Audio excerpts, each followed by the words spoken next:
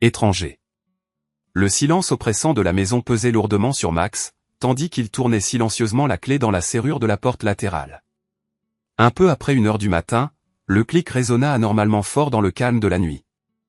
Il s'était attendu à être épuisé après le vol de retour de New York, ce siège inespéré obtenu à la dernière minute, un petit miracle après avoir finalisé l'accord qui allait transformer sa vie.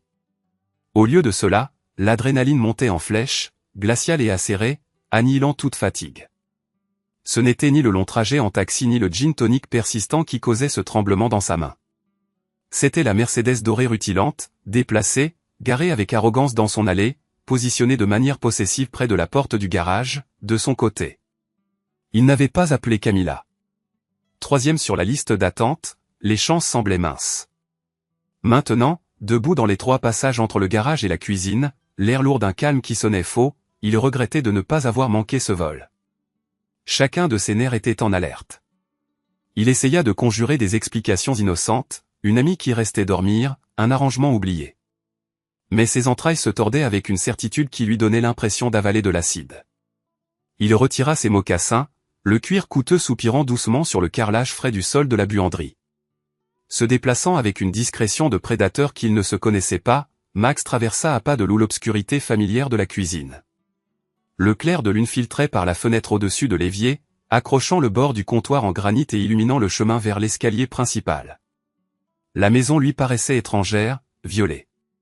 Chaque pas sur le tapis moelleux de l'escalier était délibéré, silencieux. Il retint son souffle, à l'écoute.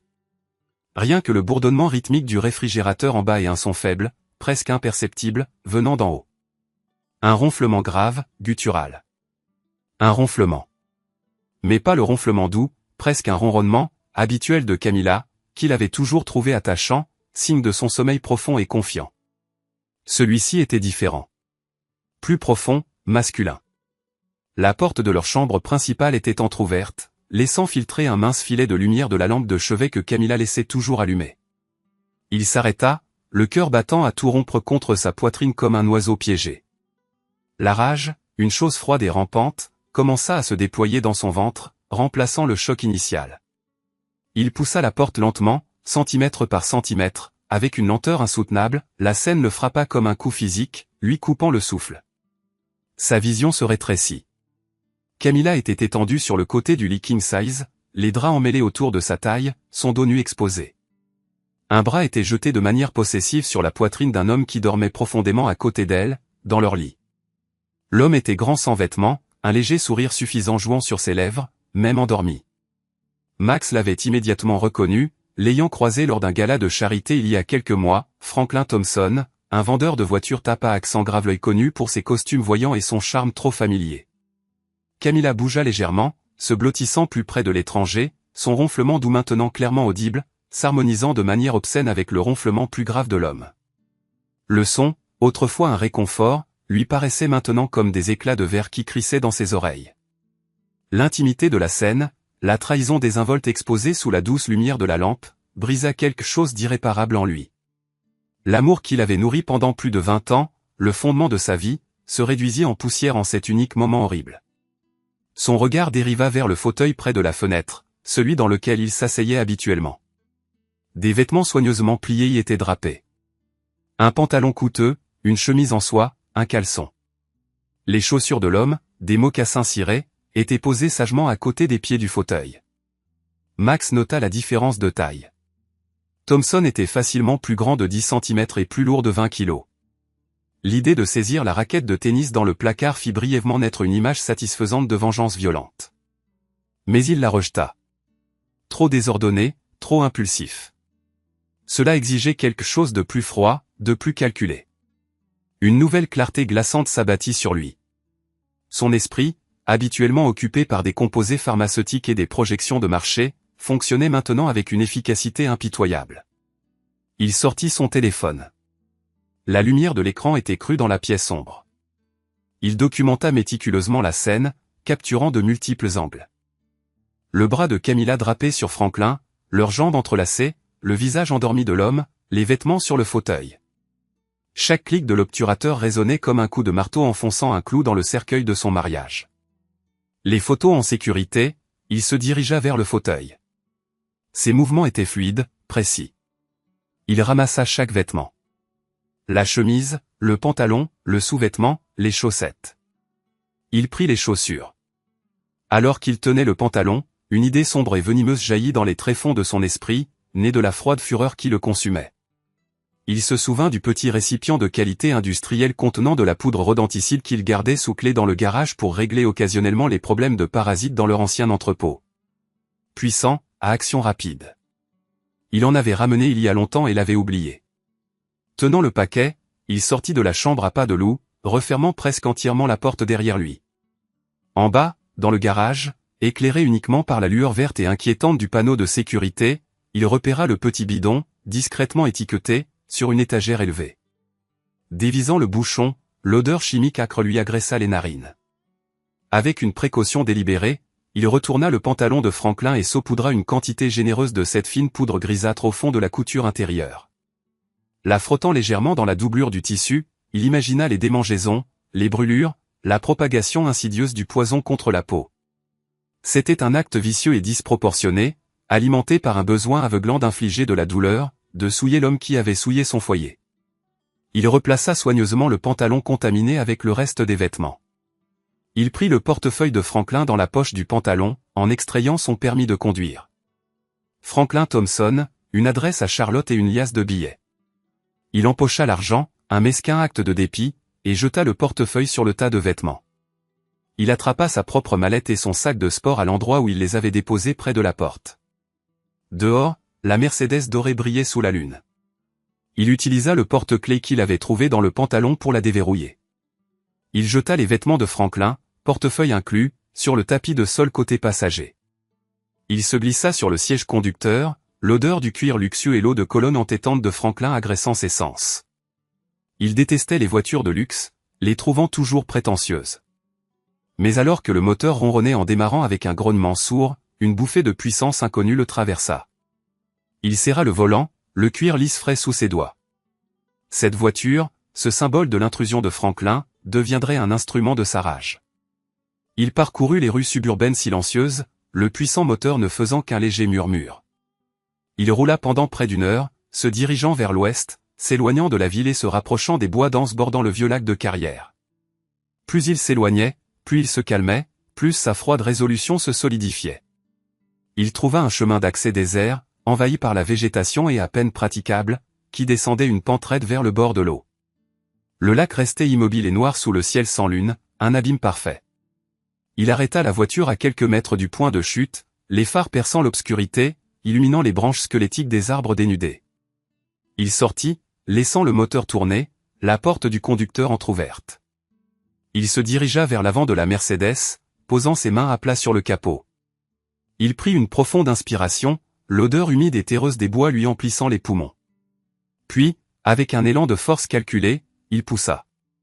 La lourde voiture résista un instant, puis se projeta vers l'avant. Il déplaça son poids, poussant plus fort. Les pneus patinèrent sur le gravier meuble, accrochèrent, et la Mercedes roula vers le bord. Max recula, observant froidement. La voiture bascula, son avant plongeant brusquement, puis elle piqua du nez avec un fracas de métal et un craquement de broussailles. Elle heurta l'eau avec un éclaboussement étonnamment étouffé, envoyant des ondulations à la surface noire. Les phares restèrent allumés pendant quelques secondes étranges, projetant des faisceaux déformés depuis le fond de l'eau avant de s'éteindre. La voiture se stabilisa, des bulles d'air gargouillant à la surface. Puis, elle disparut, avalée par les profondeurs sombres et silencieuses pour toujours. Max resta là un long moment, le seul bruit étant le chant des grillons et le bourdonnement lointain de l'autoroute. Il n'y avait aucune satisfaction, seulement un vide immense et glaçant. Il avait détruit la preuve, effacé le symbole, mais la blessure restait, vive et profonde. Il se retourna et entama la longue marche de retour vers la route principale. Un homme à la dérive, propulsé uniquement par le frisson persistant de sa propre vengeance. Le froid de l'avant-aube s'infiltra dans les os de Max alors qu'il marchait le long de l'accotement de la route de comté déserte.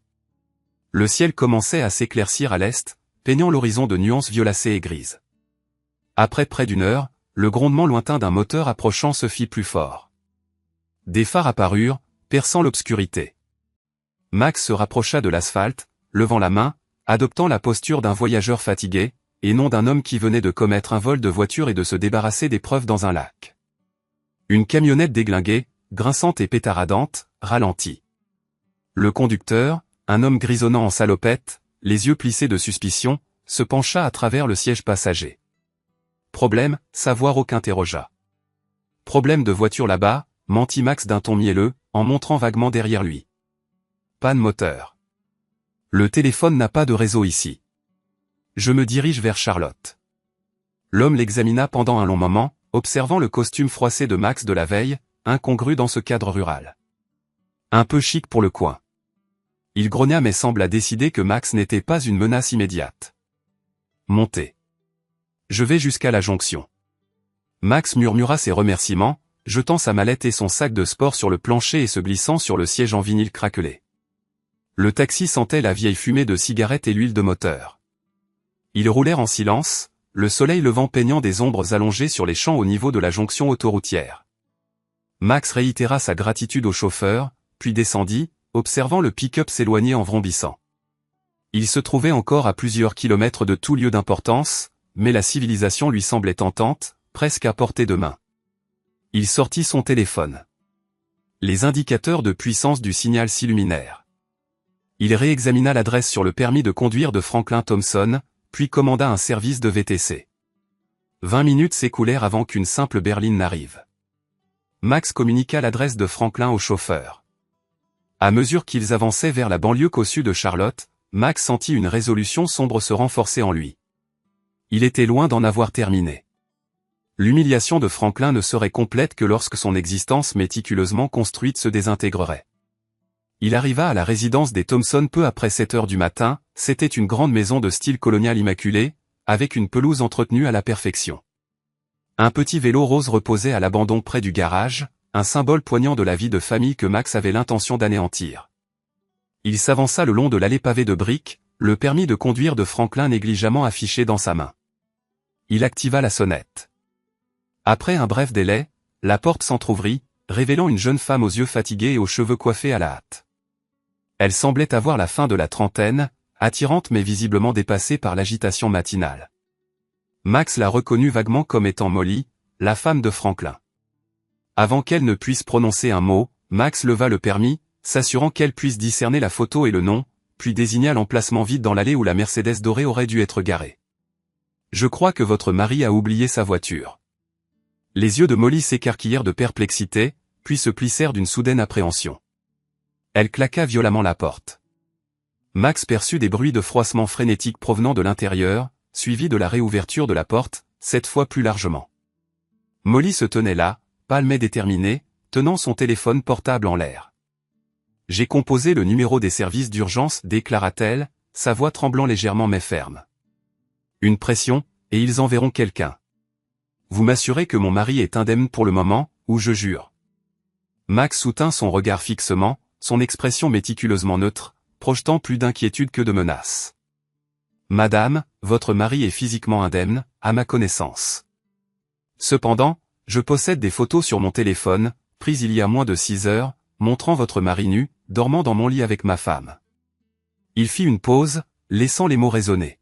« Il a abandonné sa voiture, ses vêtements, son portefeuille chez moi. Je tente simplement de déterminer la conduite à tenir appropriée. Si vous souhaitez appeler les services d'urgence, n'hésitez pas. Je vais attendre ici. » Molly le fixa, son visage se tordant à mesure que les implications horribles se révélaient. La résistance sembla la quitter. Du fond de la maison, une voix d'enfant demanda « Maman, le petit déjeuner est-il prêt ?» Molly tressaillit. « Attends ici, murmura-t-elle, la voix étranglée. Elle pivota et se précipita vers la cuisine. Max entendit des voix étouffées, ses intonations apaisantes, les babillages aigus des enfants. Elle réapparut quelques minutes plus tard, semblant totalement vaincue. « Je dois conduire les enfants à l'école, dit-elle d'un ton absent. Il m'a dit qu'il serait à Atlanta pour la nuit. Un voyage d'affaires. » Elle fit un geste vague vers le salon. « Vous pouvez attendre à l'intérieur. Je vous fais plus confiance qu'à lui à cet instant. Que Dieu m'aide. » Elle lui tendit une tasse. Du café, noir. « C'est tout ce que j'ai préparé. » Max entra. La maison embaumait le pain grillé et la lessive. Il s'assit, raide, sur un sofa ancien tandis que Molly conduisait deux jeunes enfants, un garçon et une fille, à travers le couloir, leur sac à dos rebondissant. Elle présenta Max brièvement, comme un ami de papa ayant des problèmes de voiture et les fit sortir par la porte d'entrée. Max resta assis seul dans la maison immaculée et silencieuse, sirotant le café tiède. Il avait un goût amer. Il envisagea de contacter son avocat, sa secrétaire, mais décida finalement de ne pas le faire. Il resta simplement assis, laissant le silence l'envelopper, la réalité de son existence brisée pesant lourdement sur lui. Molly revint environ 40 minutes plus tard. Elle avait visiblement fait un effort. Ses cheveux étaient peignés, une trace de rouge à lèvres appliquée, mais ses yeux restaient rouges et hantés. Elle s'effondra dans le fauteuil en face de lui. « Je suis Molly Thompson » déclara-t-elle formellement, tendant une main. Sa poignée de main était fraîche, tremblant légèrement. Actuellement mariée à Franklin Thompson, qui apparemment couche actuellement avec la femme que vous épousez actuellement. Un rire sec et sans humour s'échappa de Max. Max trondait. Et oui, cela résume bien la situation. Le nom de ma femme est Camilla. Il relata brièvement les événements de la nuit, l'arrivée, la découverte, omettant le détail concernant le poison et le lac, se contentant d'affirmer qu'il avait réquisitionné la voiture et les vêtements. Pendant qu'il parlait, des larmes silencieuses coulaient sur les joues de Molly. « Je divorce » murmura Molly, la voix éraillée. Je sentais que quelque chose clochait. Les soirées tardives, les voyages d'affaires. Je ne voulais simplement pas y croire. Elle regarda Max, une lueur d'espoir désespérée dans les yeux. Ces photographies. Les avez-vous toujours ? Il se peut que j'en ai besoin. Max acquiesça lentement. Oui. Mais Molly. Il se pencha légèrement en avant, adoptant un ton de douleur partagée. Réfléchissez bien. Les voir gravera l'image dans votre mémoire. Cela rendra le pardon, si jamais il est possible pour vous, infiniment plus ardu. J'ai décidé de ne plus les regarder moi-même. Il discerna le conflit dans ses yeux. Écoutez. Je ne vous les transmettrai pas à moins que vous ne le demandiez. Si vous en avez besoin pour la procédure de divorce, contactez mon avocat. Je vous fournirai ses coordonnées. Il peut s'en charger, discrètement. Molly sembla se dégonfler de soulagement. Merci. C'est attentionné. Elle essuya ses yeux. Alors, et maintenant ? Vous allez rendre la voiture ? Vous avez l'intention d'attendre ici et de l'agresser quand il rentrera finalement se terrer chez lui. Un sourire froid effleura les lèvres de Max. En fait, Molly, la voiture, il semble qu'elle soit immatriculée à votre nom. Franklin a mentionné quelque chose concernant des considérations fiscales quand j'ai fouillé ses portefeuilles. Molly cligna des yeux. Puis une lueur lente et dangereuse s'alluma dans ses yeux. Il a effectivement fait cela. Il a dit que c'était plus avantageux pour l'amortissement. Sa voix s'éteignit, songeant, alors, techniquement, je suis propriétaire de la voiture. Techniquement, acquiesça Max subtilement, un plan commença à se matérialiser, visible sur le visage de Molly alors que son expression passait de victime à stratège. Vous savez, dit-elle, sa voix gagnant en force, il y a eu de nombreux cambriolages dans les environs récemment. Nous avons un système de sécurité. Très bruyant. Ligne directe avec la police. Elle regarda Max, une lueur de satisfaction sombre dans les yeux. Et nous gardons une clé de rechange cachée sous une pierre dans la cour. Si cette clé venait à disparaître, et que Franklin arrive chez lui s'attendant à pouvoir entrer. Max se recula, s'autorisant un petit sourire prédateur. Il comprit parfaitement où cela menait. Il pourrait devenir désespéré, surtout vêtu d'eux. Il fit une pause, se rappelant la tenue ridicule. Camilla fournira probablement ce que ma femme pourra trouver pour lui. Et si l'alarme était réglée sur alerte instantanée, continua Molly, les pièces s'assemblant, et si la police était peut-être alertée d'une activité suspecte dans le quartier plus tôt dans la journée, il pourrait se retrouver dans une situation plutôt embarrassante, termina Max. Molly Thompson, vous êtes une femme remarquable. Juste une femme fatiguée d'être trompée, corrigea-t-elle, bien qu'un léger rougissement colora ses joues. Vous devriez garder la voiture pour le moment. Je vais égarer la clé et activer l'alarme. Il rentre généralement de ses voyages vers midi. Je crois que j'emmènerai les enfants au parc cet après-midi. Laissez-lui suffisamment de temps. Contactez-moi quand vous voudrez rendre la voiture, ou s'il y a du nouveau, dit Max, se levant. Il lui fournit les coordonnées d'Anna Reinhardt, l'avocate spécialisée dans les divorces que Fred avait recommandé. Alors que Max s'éloignait au volant de la Mercedes dorée, laissant Molly tendre le piège, il ressentit une pointe de sombre satisfaction. Franklin Thompson était sur le point de passer une très mauvaise journée, et Max avait contribué à la rendre possible. Franklin Thompson se sentait comme un plat réchauffé. Le matelas bon marché du motel n'avait rien fait pour soulager son mal de dos, et la culpabilité persistante se mêlait désagréablement au reste du vin de la veille. Camilla avait été distante, tendue, le chassant pratiquement de sa voiture quand elle l'avait déposé près de sa maison vers midi. Elle avait réussi à trouver de vieux vêtements de Max, ridiculement mal coupés pour lui, un jogging délavé serré à la taille avec un morceau de corde, et un sweatshirt étiré qui sentait légèrement la naphtaline. Il ressemblait à un clown sans abri. Il remonta sa propre allée de briques impeccable, se sentant exposé et ridicule. Il pria pour que Molly soit à la maison, pour qu'il puisse arranger les choses d'une manière ou d'une autre, inventer un mensonge plausible. Cependant, la maison dégageait une ambiance fermée, silencieuse. Il essaya la porte d'entrée. Fermée à clé, naturellement. Le cœur lourd, Franklin se précipita à l'arrière, se dirigeant vers la pierre décorative près du patio où il gardait la clé de rechange. Il fouilla dessous. Vide. La pierre rugueuse lui écorcha les jointures. Merde, murmura-t-il, la panique commençant à bouillonner dans sa poitrine. Il jeta un coup d'œil par les fenêtres arrière. La maison était sombre, les rideaux tirés. Il essaya la porte arrière, secouant la poignée inutilement, fermée à clé. Il était enfermé dehors, devant sa propre maison, déguisé comme un clown, sans voiture, sans portefeuille, et avec une femme qui, grâce à ce salopard de Trondé, était probablement au courant de tout maintenant. Il imaginait Max lui montrant les photos, jubilant. La fureur luttait contre le désespoir. Il devait entrer, se changer, contacter son concessionnaire et élaborer un plan pour sauver ce désastre. Son regard se posa sur la grande baille vitrée du salon. Elle semblait être le point d'entrée le plus facile. Il inspecta le jardin à la recherche de quelque chose pour la briser. Une grosse branche morte gisait près du chêne. Parfait. Il la ramassa, la pesant dans sa main. Il jeta un coup d'œil nerveux autour de lui. Aucun voisin en vue. Il devait faire vite, se rappelant qu'il était pieds nus dans de misérables pantoufles de motel. Il traîna 2 lourdes chaises de patio en fer forgé jusqu'à la fenêtre, les positionnant stratégiquement. Il pourrait briser la vitre, puis enjamber prudemment les chaises, minimisant le contact avec les éclats. Il prit une profonde inspiration, souleva la branche et frappa fort. La fenêtre explosa vers l'intérieur dans un fracas des plus satisfaisants, mais cette satisfaction fut immédiatement noyée par un hurlement assourdissant et aigu, l'alarme de la maison, perçante, implacable. Merde. Merde. Merde. Franklin se hissa sur la première chaise, puis sur la seconde, tentant de faire passer sa forte corpulence à travers l'ouverture béante. Il sentit du verre lui entailler le tibia, du sang chaud ruisselant le long de sa jambe. Il devait atteindre le clavier dans le couloir et désactiver cette chose avant que Freeze ou la police n'arrivent. Les mains où je peux les voir.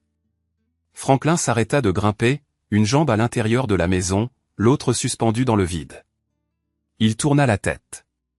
2 agents en uniforme se tenaient au bord de sa terrasse, armes au poing, pointés droit sur lui. Lâchez la branche. Descendez lentement. Ordonna l'agent le plus grand, sa voix dure comme de l'acier.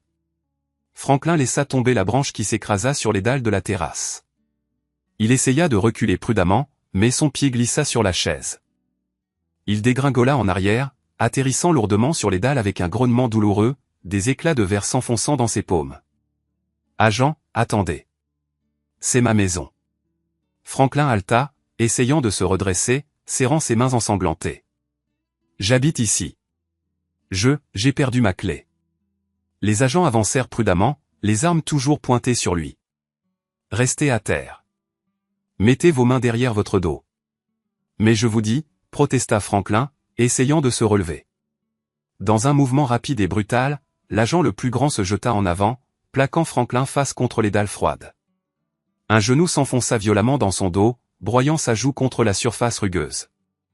Une douleur fulgurante lui traversa l'épaule tandis que ses bras étaient tordus derrière lui. Je vous ai dit de rester à terre, grogna l'agent, l'odeur de café rance et d'agression près du visage de Franklin. Du métal se referma hermétiquement autour de ses poignets, mordant sa peau. Vous avez le droit de garder le silence, commença l'agent à réciter l'avertissement Miranda pendant que Franklin se débattait vainement contre le poids qui le clouait au sol. Écoutez-moi. Appelez ma femme, Molly Thompson. Elle peut vous le dire. Je me suis enfermé dehors, implora Franklin, sa voix étouffée contre la pierre. L'agent le tira brutalement sur ses pieds. Franklin chancela, le visage éraflé et ensanglanté, sa dignité déchirée en même temps que ses vêtements ridicules. Il regarda sauvagement les agents, essayant de leur faire comprendre. Ma voiture a été volée. Mon portefeuille. C'est pourquoi je... Le second agent, plus jeune, avec une expression de profond dégoût sur le visage, s'approcha. Ferme ta gueule, sale type. Et puis, avec un mépris calculé, l'agent cracha, une masse de salive atterrissant avec un bruit humide sur la joue de Franklin. L'humiliation brûla plus fort que la douleur. Franklin recula instinctivement, un son étranglé d'indignation s'échappant de sa gorge. Cela ne fit qu'amuser les agents. Le plus grand le poussa vers la rue où une voiture de patrouille l'attendait, ses gyrophares clignotant, attirant l'attention des voisins qui tiraient discrètement leurs rideaux. Mais ma femme, balbutia Franklin, le désespoir l'étreignant. Ouais, on a parlé à une Molly Thompson, dit le policier le plus grand avec un sarcasme pesant en ouvrant la portière arrière du véhicule. Elle a dit que son mari était en voyage. Elle a dit que quiconque essayait de cambrioler sa maison était un voleur et qu'elle espérait qu'on l'enfermerait et qu'on jetterait la clé. Il poussa Franklin sans ménagement sur la banquette arrière. On dirait que votre chance vient de tourner, mon pote. Alors que la voiture de patrouille s'éloignait, laissant derrière elle la fenêtre brisée et les voisins qui regardaient fixement, Franklin Thompson comprit enfin. Max Trondé ne lui avait pas seulement pris ses vêtements et sa voiture. Il avait orchestré sa ruine complète et totale. L'odeur âcre de la voiture de police, la douleur lancinante, la piqûre de la salive sur sa joue, ce n'était rien comparé à la froide terreur qui s'accumulait dans son estomac. Sa vie, telle qu'il la connaissait, était finie. Les mois qui ont suivi l'implosion ont été un flou de procédures judiciaires et de ressentiments silencieux et mijotants pour Max. Anna Reinhardt, son avocate de divorce, s'est avérée impitoyablement efficace. Forte de preuves photographiques de l'infidélité et de la froide détermination de Max, elle négocia un accord qui le favorisait grandement. La vente de la société pharmaceutique avait été finalisée, rapportant des millions à Max. Puisque la société était antérieure au mariage, ses fonds étaient légalement sa propriété personnelle, inaccessible à Camilla. Leur maison conjugale, souillée par la trahison, fut vendue rapidement. Max s'assura que le partage des capitaux propres reflétait la position affaiblie de Camilla. Elle s'en alla avec nettement moins de la moitié, à peine assez pour un acompte sur un petit appartement dans un quartier moins prisé de Charlotte. La pension alimentaire était minimale et de courte durée, justifiée par la capacité de Camilla à travailler comme assistante juridique et par la nécessité pour Max de préserver ses biens désormais propres. Il finança le reste des frais de scolarité de la jeune femme adulte, le présentant comme son devoir paternel inébranlable, isolant davantage Camilla.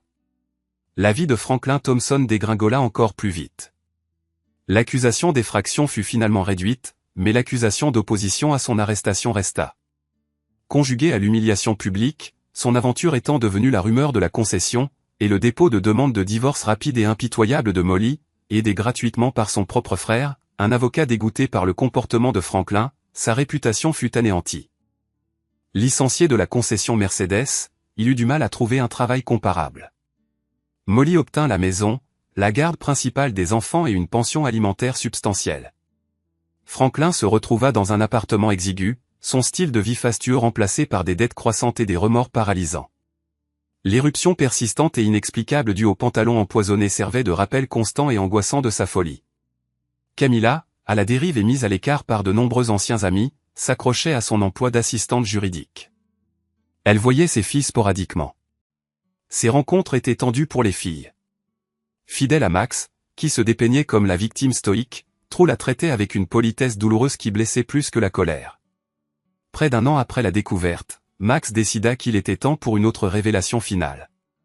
Il organisa un dîner avec Jane et Joanne dans un restaurant chic de Charlotte pendant leurs vacances d'automne. Il était vêtu de manière décontractée, mais rayonnait d'une nouvelle confiance dure.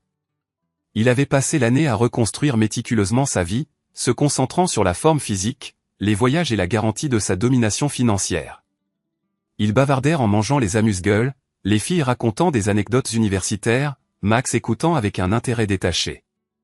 Puis, alors que les plats principaux arrivaient, Max se pencha en avant, son expression illisible.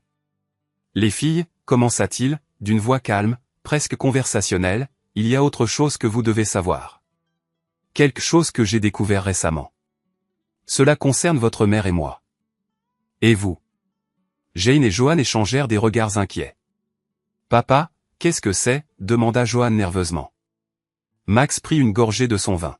« Après les événements initiaux, j'ai fait des examens médicaux de routine. Et dans le cadre de cela, purement par hasard, certains marqueurs génétiques sont apparus.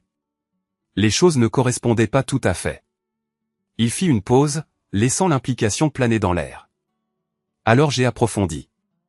J'ai fait un test ADN privé en utilisant des échantillons que j'avais encore de vos cheveux d'enfance, de vos anciennes brosses à cheveux, des choses comme ça.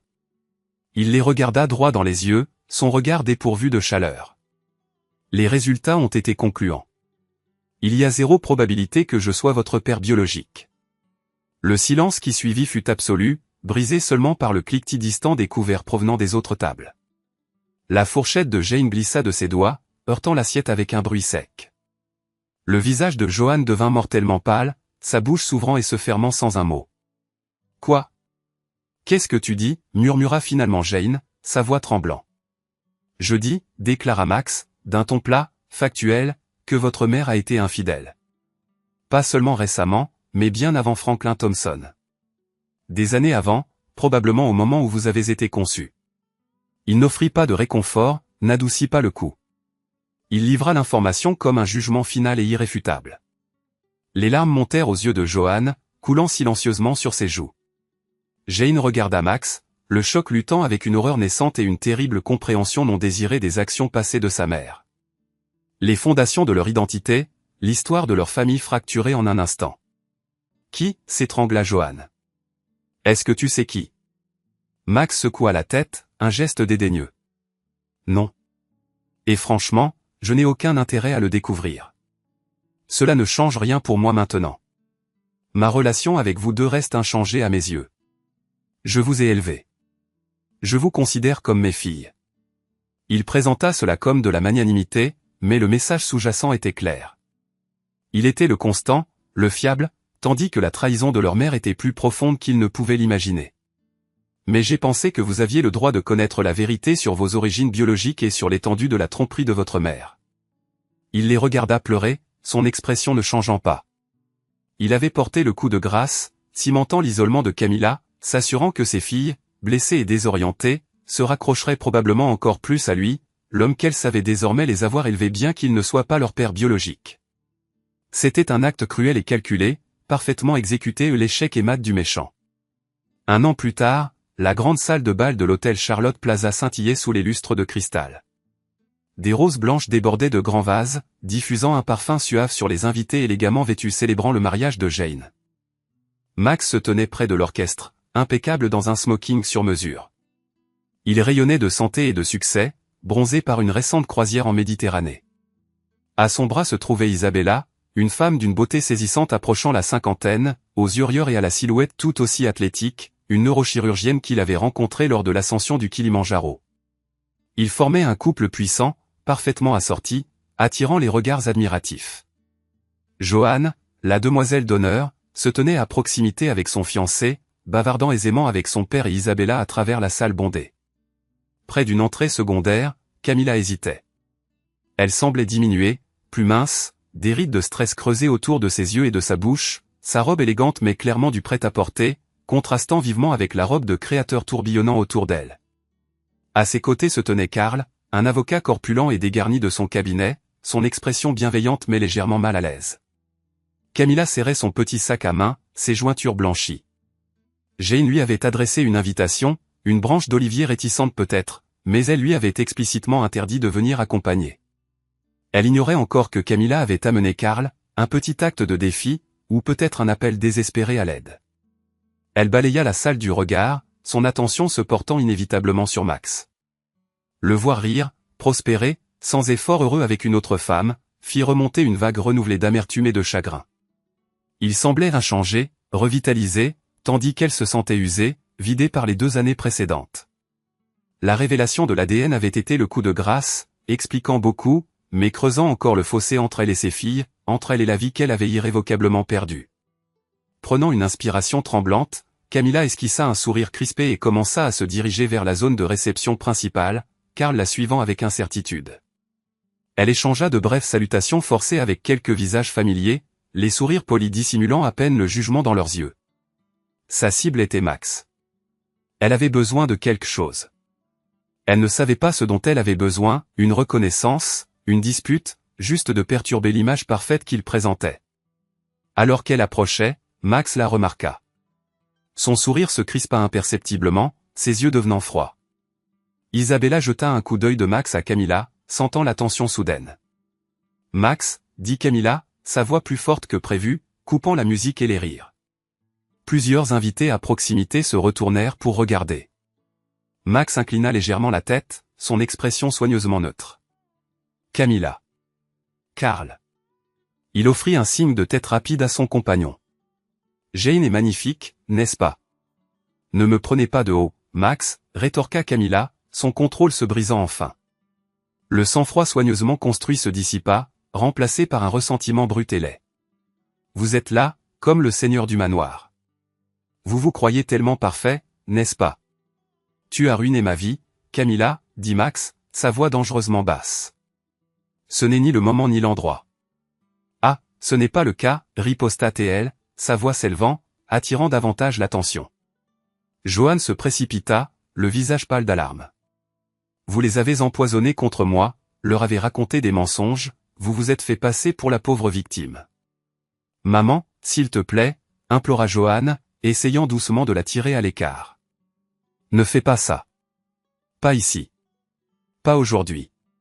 Camilla repoussa la main de sa fille. Il a tout pris, ma maison, mes amis, mes filles. Ses yeux brillaient d'un mélange de fureur et de larmes. Vous pensez que cette histoire d'ADN vous donne le droit? Vous pensez que cela compense la façon dont vous avez calculé chaque mouvement pour me détruire? La seule personne qui vous a détruite, Camilla, c'est vous-même, rétorqua Max, sa voix comme des éclats de glace. Vos choix, vos mensonges. Traversant des décennies, alimentés par la rage et peut-être un peu trop de champagne d'avant-réception, Camilla se jeta sur lui, la main levée, visant à gifler son visage suffisant. Espèce de salaud. Max réagit instantanément, attrapant son poignet dans une étreinte d'acier avant que sa main ne puisse frapper. Il la maintint là, ses yeux perçant les siens. Ne vous ridiculisez pas encore plus que vous ne l'avez déjà fait. Karl, décontenancé et manifestement dépassé, s'avança maladroitement. Allons, allons. Max la lâcha. Il n'y a pas besoin de... Avant que Karl ne puisse terminer, Max relâcha Camilla avec une légère poussée qui la fit trébucher contre un arrangement floral. Il tourna ensuite sa froide fureur vers Karl. Mêlez-vous de vos affaires, charognard. C'est une affaire de famille dans laquelle vous vous êtes immiscé. Écoutez un peu, Karl se rengorgea, essayant de s'affirmer. Vous ne pouvez pas la traiter comme ça. Tout s'est passé très vite. Max n'a pas hésité. Il a asséné une gifle courte et violente sur le visage de Karl. Le bruit a claqué dans le silence soudain qui s'était abattu sur les invités à proximité. Karl a titubé en arrière, abasourdi, sa main se portant à sa joue, une marque rouge apparaissant instantanément. Je t'avais prévenu, a dit Max, sa voix d'un calme mortel. Avant que Karl ne puisse réagir davantage, Max a empoigné le devant de sa veste de smoking mal taillée, l'a fait pivoter et l'a poussé violemment vers le sol. Karl a trébuché sur ses propres pieds, s'étalant sur la moquette épaisse avec un gémissement indigne. Max a fait un pas vers lui, posant fermement un pied au milieu de son dos, le clouant face contre terre. C'était un écho glaçant de l'humiliation de Franklin, une démonstration de domination absolue. Des halètements ont parcouru les spectateurs. Jane a éclaté en sanglots. Johan est resté figé, horrifié. Max a baissé les yeux sur l'avocat qui bafouillait, puis a balayé les visages choqués autour de lui, son expression totalement impitoyable. Il a sorti son téléphone, ne composant pas le numéro d'urgence, mais le numéro de la sécurité interne du lieu qu'il avait programmé plus tôt, juste au cas où. Sécurité, dans la grande salle de bal, a-t-il dit froidement au téléphone. Nous avons 2 individus perturbateurs qui doivent être immédiatement expulsés. Il a raccroché, s'éloignant de Karl, qui se relevait lentement, péniblement, le visage rouge de honte et de fureur. Camilla se tenait rigide, tremblante, les larmes ruisselant sur son visage, complètement brisé. En quelques instants, 2 gardes de sécurité costauds en costume noir sont arrivés, évaluant la scène avec une efficacité rodée. Max a fait un geste vers Camilla et Karl, échevelés. Ces deux-là. Escortez-les dehors. Ils ne sont plus les bienvenus. Les gardes se sont dirigés vers Camilla et Karl. Karl a commencé à protester, mais une main ferme sur son bras et un mot murmuré du garde l'ont réduit au silence. Camilla n'a pas résisté. Elle semblait au-delà du combat, au-delà de tout, sauf d'un désespoir engourdi. La tête baissée, elle s'est laissée conduire vers la sortie, Karl trébuchant misérablement derrière elle. Les portes de la salle de bal se sont refermées derrière eux, laissant un silence stupéfié dans leur sillage. Max a calmement redressé sa veste de smoking, ajusté ses boutons de manchette et s'est retourné vers Isabella et ses filles, son visage un masque de calme maîtrisé. La musique a repris, hésitante au début, puis reprenant son rythme. Les invités ont détourné les yeux, murmurant entre eux, feignant la normalité. Max a croisé le regard inquiet d'Isabella et lui a offert un sourire crispé et rassurant qui n'atteignait pas ses yeux. Il avait gagné complètement, brutalement et publiquement. L'acte final de sa vengeance était achevé, ne laissant que des décombres sur son passage. Il était le vainqueur, se tenant droit au milieu des ruines qu'il avait lui-même orchestrées. L'histoire s'est terminée là, dans la salle de bal scintillante, avec la finalité glaçante du triomphe froid et calculé de Max.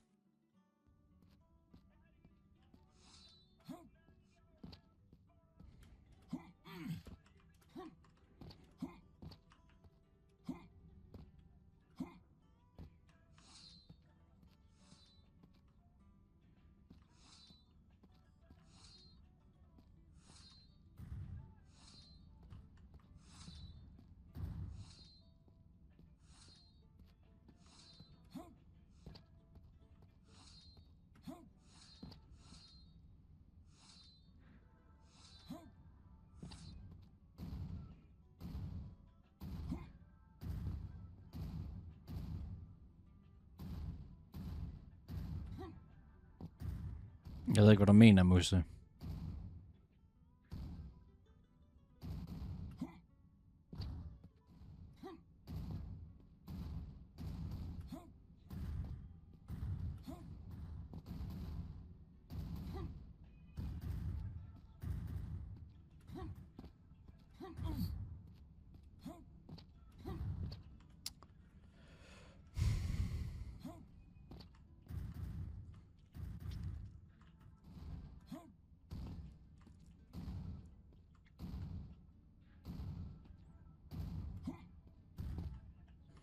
De her økser, mand, de giver mig så fucking meget nøje.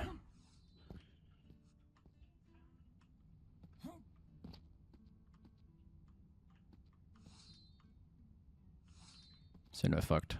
Okay, we're good.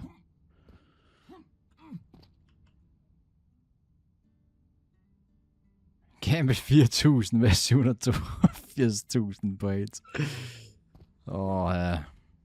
Wow, nice med lidt Gracie her. Det er jeg fandme slet ikke sur på.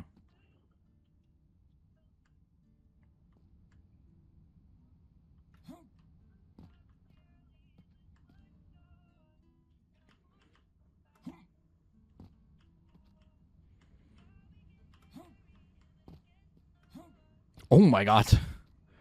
Det var fandme close.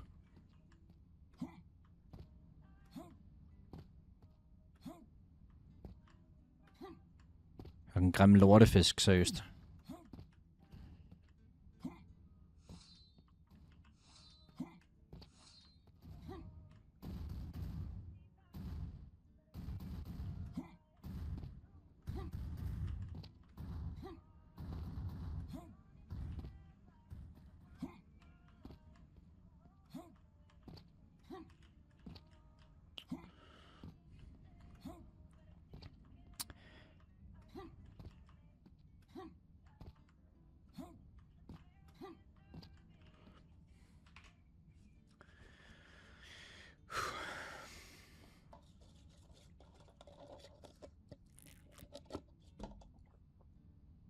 Mygel på rank 4 nu.